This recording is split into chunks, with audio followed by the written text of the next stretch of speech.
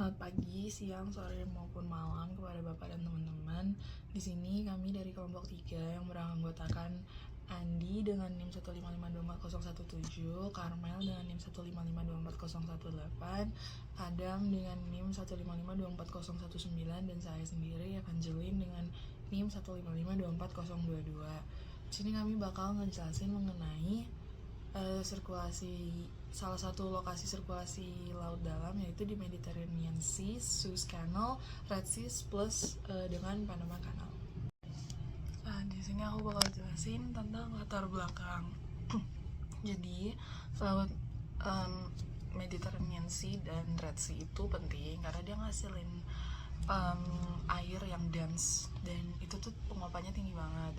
Dan air yang dense ini tuh membantu mendorong sirkulasi laut. Jadi kalau di Suez Canal itu dia menghubungin si Mediterranean Sea dan Red Sea yang punya perbedaan fisik yang kontras banget, apalagi di salinitas dan kepadatannya. Kalau Panama Canal itu menghubungkan Samudra Atlantik dan Pasifik, tapi di sini jatuhnya kayak pembanding gitu untuk Suez Canal. Nah, di sini kita lebih ke analisis kondisi fisiknya dari keempat tempat itu, terus dihubungin juga dengan kedua kanal yang ada, dan juga di sini bakal mengidentifikasi perbedaan karakter fisik ini untuk mekanisme sirkulasi regional dan global. Nah, di sini kita pertama akan bahas tentang hidrografi dan sirkulasi laut dalam.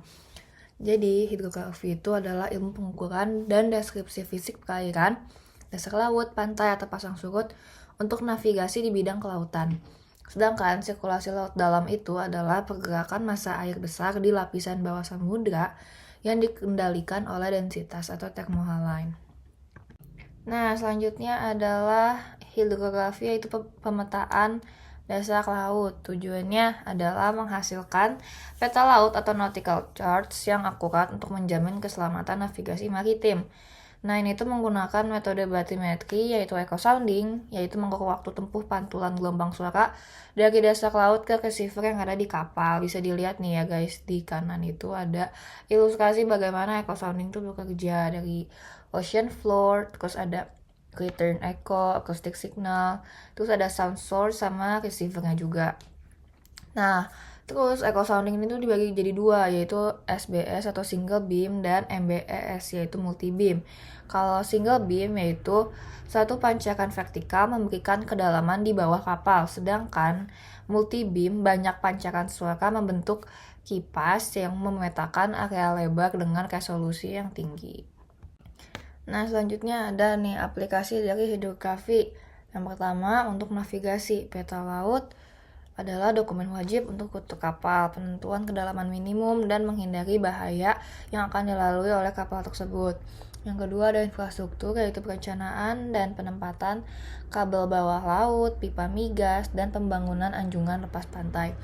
Selanjutnya yang ketiga itu ada geologi, yaitu pemetaan bentuk lahan bawah laut seperti gunung laut atau palung untuk studi geologi dan oceanografi. Dan yang terakhir itu ada manfaat untuk lingkungan pesisir, yaitu memahami proses erosi, deposisi sedimen, dan pemodelan risiko banjir di wilayah pantai.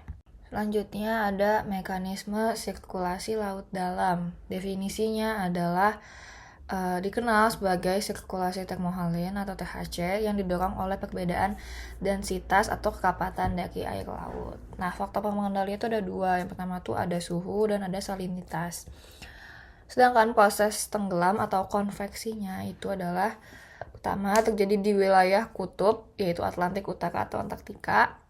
Kemudian pembentukan es laut melepaskan garam dan meningkatkan salinitas air di bawahnya, sehingga air yang sangat dingin dan asin ini memiliki densitas tinggi dan tenggelam atau konveksi ke lapisan laut dalam. Sedangkan pergerakannya, yaitu setelah tenggelam, massa air bergerak lambat dan menyebar di sepanjang dasar samudra global, dan ada ilustrasinya ya di situ. Nah, masuk ke bagian kepadatan di Laut Mediterranean. Yang memicu sirkulasi ini tuh karena ada densitas air akibat perbedaan salinitas dan suhu. Yang paling Itu yang jadi kayak faktor paling utamanya yang ngebuat sirkulasi di Suez Canal dan lebih dominan daripada perbedaan level air atau pasang surutnya.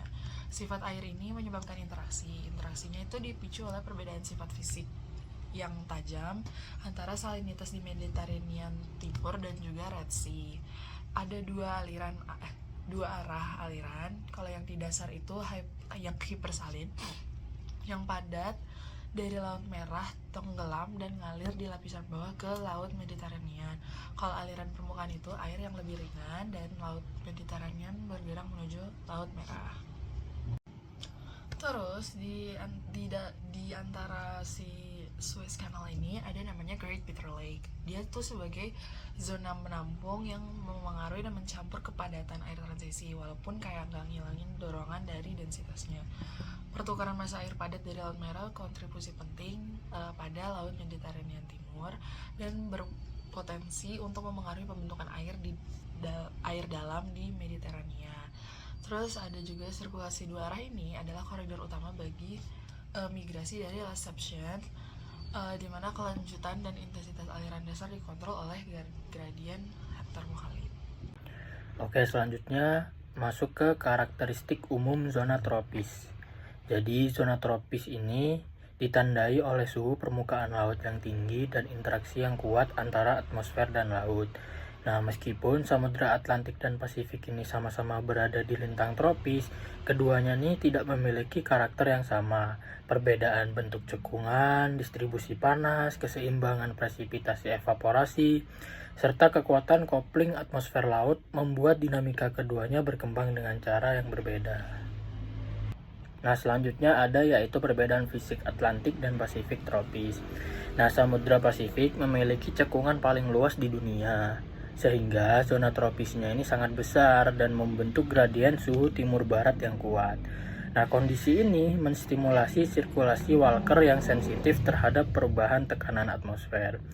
Sebaliknya, Samudra Atlantik yang lebih sempit menyebabkan arus baratannya lebih terfokus, membuat perpindahan panas menuju lintang tinggi berlangsung lebih efisien.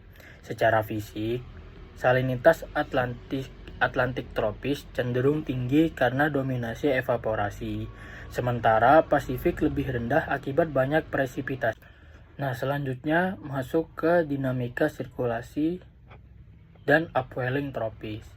Nah, dari sisi dinamika, arus permukaan tropis Atlantik ini tergolong stabil secara tahunan. Sebaliknya, Pasifik ini sangat dinamis dan dipengaruhi oleh ENSO, sehingga suhu permukaan, kekuatan angin pasat, dan kedalaman termoklin mudah berubah. Sistem upwelling juga berbeda. Jadi di Afrika Barat, di Atlantik tropis, memiliki upwelling stabil yang dipicu divergensi Ekman. Sedangkan Pasifik Timur memiliki salah satu upwelling terkuat di dunia, yaitu sistem Peru-Ekuador. Upwelling ini sangat produktif dan sangat sensitif terhadap ENSO. El Nino melemahkannya, sedangkan La Nina itu memperkuatnya. Nah, selanjutnya ada variabilitas iklim tropis.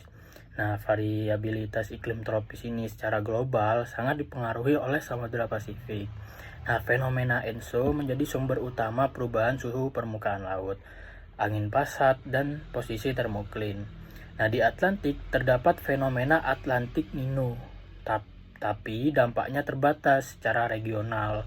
Pada prinsipnya, Pasifik ini merupakan pengendali utama variabilitas iklim global karena sensitivitas tinggi terhadap perubahan tekanan atmosfer dan arus permukaan. Nah, sekarang kita masuk ke bagian keempat, analisis komparatif fisik laut. Jadi Suez Canal dan Panama Canal ini mengubah konektivitas hidrografis global dan memfasilitasi pertukaran massa air antar wilayah terisolasi. Jadi kalau dilihat di sini di karakteristiknya, Laut Merah itu lebih tinggi salinitasnya dibandingkan Laut Mediterania dan juga lebih hangat dibandingkan Laut Mediterania, serta sirkulasi yang terjadi itu dipicu oleh evaporasi yang tinggi. Kalau di Laut Mediterania itu selain penguapan ada juga MOW atau Mediterranean Outflow Water. Nah, kalau di kanal di Suez Canal itu perbedaan kepadatan ekstrim itu memicu sirkulasi regional yang didorong oleh kepadatan air laut. Nah, ini terjadi di dua arah. Air padat atau dense water dari Laut Merah ke dasar, dan yang lebih ringan itu ke permukaan. Di sini juga memodifikasi sifat fisik air di Mediterania Timur dan memfasilitasi migrasi lesepsian. Terus kalau di Panama Canal itu dia sebagai pemisah hidrologi karena memang dirancang dengan freshwater lock. Terus dia juga secara efektif memblokir pertukaran salinitas ataupun suhu antara Samudra Atlantik dan Pasifik. Nah, jadi di sini dia lebih berperan sebagai jalur transportasi dan bukan koridor pertukaran oceanografi kayak si Suez Canal. Nah, perbandingannya ini kalau di Suez Canal itu benar-benar memfasilitasi pertukaran air yang didorong oleh densitas. Kalau Panama Canal itu lebih ke efektif dalam memblokir si pertukaran yang ada. Jadi dia mempertahankan kondisi hidrografis. Nah, kesimpulannya itu Laut Mediterania dan Laut Merah itu berperan dalam sirkulasi laut dalam global karena kondisi iklimnya itu menghasilkan massa air yang lebih padat melalui proses termohaline. Laut Merah itu hipersalin dan sangat dense. Kalau Mediterranean itu lebih nggak sedens si Laut Merah, tapi itu menciptakan gradien kepadatan air yang cukup tinggi. Gradien kepadatan air ini faktor utama pendorong sirkulasi di Suez Canal. Jadi ada dua arah lapisan, yaitu yang air padat Laut Merah dan juga yang lebih ringan dari Mediterranean itu di permukaan menuju si Laut Merah. Implikasi utamanya itu menyebabkan perubahan fisik di Mediterranean Timur serta memicu migrasi lesepsian. Sekian yang bisa kami presentasikan. Mohon maaf bila ada kesalahan kata. Terima kasih.